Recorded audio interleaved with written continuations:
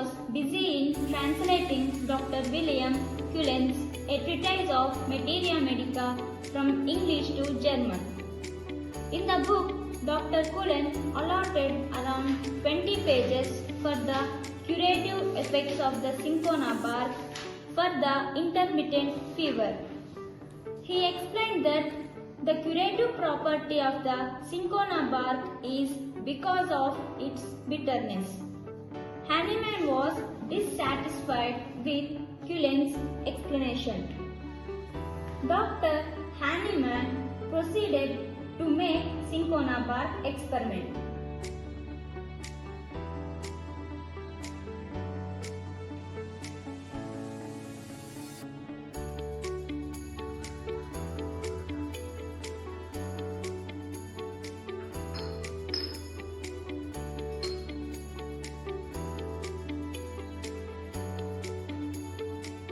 After preparing the medicine, he took 4 drops of cinchona bark extracted twice a day. And after taking cinchona bark, he immediately attacked malaria-like symptoms. Inquisitive mind of Hahnemann wanted to repeat the experiment again. Before coming to the final conclusion, he conducted similar experiments on his friends, family and other volunteers.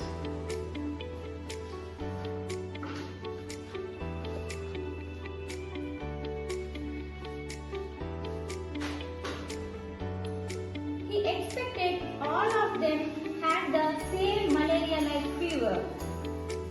Hahnemann came to the conclusion that medicine cured disease because they can produce similar symptoms in the healthy individual. Thus, the basic law of homeopathy was born, that is, similia similibus curanter. Law of similia. The law of similia is the very basis of homeopathic system. The word homeopathy is derived from 2 Greek words. Homeos means similar and pathos means separate. So homeopathy is nothing but the therapeutic application of the symptom similarity. This law of similia was well known to the ancient Ayurvedic physicians Hippocrates and Stalls, etc. Then Hippocrates identified this law of similia as the only curative law in the universe. But it was the Hahnemann, the medical genius, who made this method practically possible. He tried to bring this law to the level of universal application. The law of similia is existed in the form of nature's law before the Hahnemann's time. The nature's law, it was stated as the similia similibus curator. It means like cures likes. Nature's law was not safer as to apply as it is. Hence Hahnemann modified it and made it therapeutically applicable and relatively harmless. Thus he gave the law of similia by just modifying the nature's law. The homeopathic law is similia similibus curator, means let likes be cured by likes. We can find the nature's law in the 26th aphorism of Organon of Medicine. Law of simplex, only single remedy. Homeopathy strongly supports monopharmacy, that is prescribing and administering only single simple remedy at a time to a patient at a given time. The reasons for prescribing monopharmacy are: the first, homeopathic Materia Medica medicine is constructed with the help of healthy human drug proving. In this process of drug proving, each proved drug substance is proved on humans as a single substance as it is available in nature. Second, the effects produced by the drug are entered as a drug picture of that medicine into the Materia Medica. This drug picture is the effect of single medicinal substance capable of developing in a human being. The homeopathic doctor selects the remedy for the patient by comparing the patient's picture with that of the most suitable drug picture in the Materia Medica. Hence, practically, it is possible to select only one medicine at a time for one patient. If physician administers 2 remedies, he will certainly end up in confusion, unable to decide which medicine has worked well. So, follow-up of the case becomes difficult. If more than one remedy is prescribed, those medicines can antidote each other, or they together can create a new drug substance by making the condition miserable, because the combined effects of these medicines are not good. Homeopathy believes the diseases are primarily because of the Homeopathy believes that the diseases are primarily because of derangement of one life force called vital force. To set right this one force, the medicinal force required is also one. In the aphorism 247, he writes, "It is wrong to attempt to employ complex means when simple means suffice." So he instead on the law of simplex, the pure substance as it is available in the nature, is considered as the single drug substance either for drug brewing or for practice. Law of minimum dose. The minimum dose of the medicine is the one which can bring out the curative reaction in the vital force without disturbing the body. In his initial stage of homeopathic practice, Hahnemann used large quantities of homeopathic medicines, but as years went by, his experience taught him that the smallest doses are curative than the large doses. In homeopathy, the minimum dose possible is recommended. This is preliminary to avoid unwanted damage to the patient. The minimum dose protects the patient from any type of drug addiction and side effects. In homeopathy, it is believed that the quantity of the drug required in the reverse ratio to the similarity, which means the greater similarity between the patient symptoms and the drug symptoms, the minimum the quantity of the medicine is required. Is a process of acquiring knowledge of medicine intended for cure of natural diseases. During the early period of animal practice, the medicines were administered carelessly. To avoid this careless prescription, animal instead only good medicines whose curative effects are known must be administered to the patient. So in homeopathy, the well-proven medicines have to be administered to the patient. Moreover, the medicines have to be proved on healthy male and female and different age groups and various constitutions. Hahnemann was the first person practically proved the medicine on healthy human beings. Homeopathy drug proving can be defined as the process of administration of drug by the different ages, different constitution and different and both male and female. The sole purpose of observing, complaining and recording the cure making or sick curing properties. Drug proving in homeopathy can be During the period of early practicing years, Dr. Hahnemann observed that some of his patients had very bad recurrence of the symptoms intermittently. So he investigated the possibilities behind these recurrences.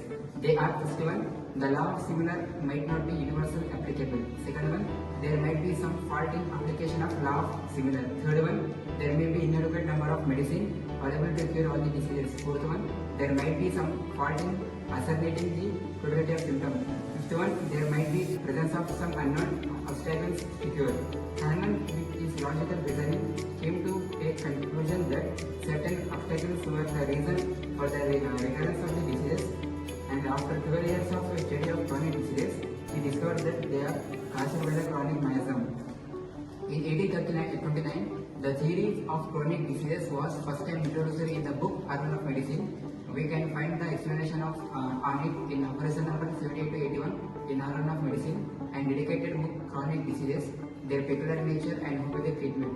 Miasm. What is miasm? Miasm is a disease producing agent which is dynamic in nature and inimical to life. There are three miasms mainly: Sora, psychosis and syphilis, introduced by Dr. Hahnemann.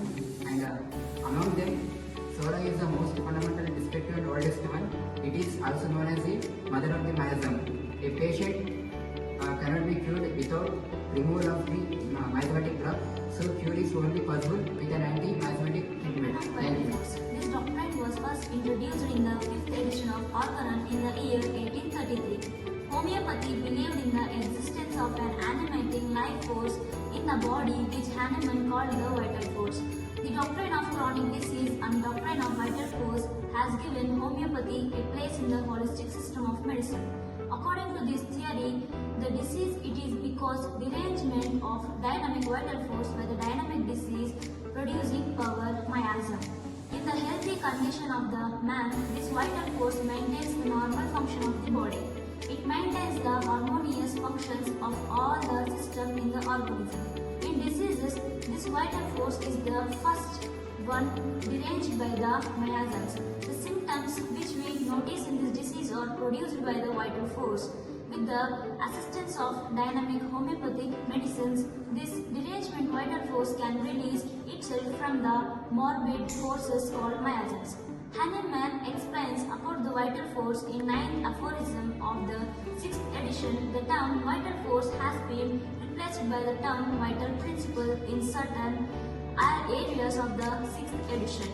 Hahnemann was neither a proved materialist nor a pure materialist, but he has been integralist, who gave the importance to the both life force and the physical body. Homeopathy believes the health and disease are the result of the changing states of equilibrium between the body and the vital force. Theory of individualization. We try to understand a human being personality not only by his body but also by the emotional and intellectual states. We all know that every individual is endowed with some unique characters of his own. No two individuals are alike, whether it is a health or disease. The word individualization came from a Greek word called individualize, meaning not divisible. Individualization is the process of understanding and differentiating a person both in health and disease from the other persons of his group based on his particular and uncommon features. In treatment of patient, two types of individualization are done. Number 1. Individualization. The patient, this is done by nothing abnormal, particular and uncommon symptoms from the disease point of view. Example, if we consider two patients suffering from coryza, one gets relieved from his itching by using hot water application, whereas the other from the cold water. The homeopathic physician has considered the minute differences of the patient before prescribing a remedy. Second one, individualization of the drug. After understanding the individuality of the patient, the physician has to compare it with the similar drug in the materia medica. Only that remedy in the materia medica which exactly suits the individual character of the patient will cure the patient. This is where the saying homeopathy treats the patient and not the disease.